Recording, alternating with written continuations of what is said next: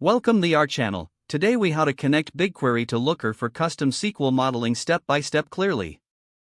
To connect BigQuery to Looker for custom SQL modeling, begin by logging into your Looker account.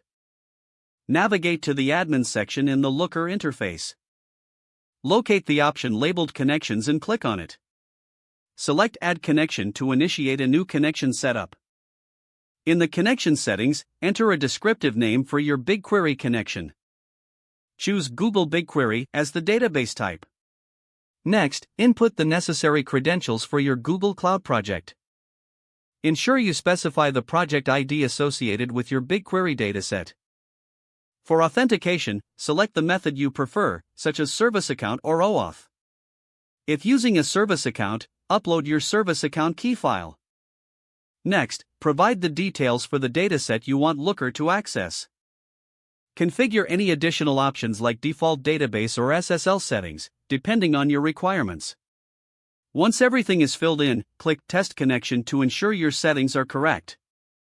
If the test is successful, click Add Connection to finalize the process.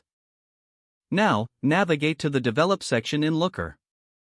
Select SQL Runner to begin writing custom SQL queries.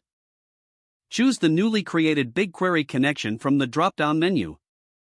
Start crafting your SQL model by entering your SQL code in the SQL Runner. Once you have your query ready, run it to check for accuracy. If the query returns the expected results, you can proceed to create a view.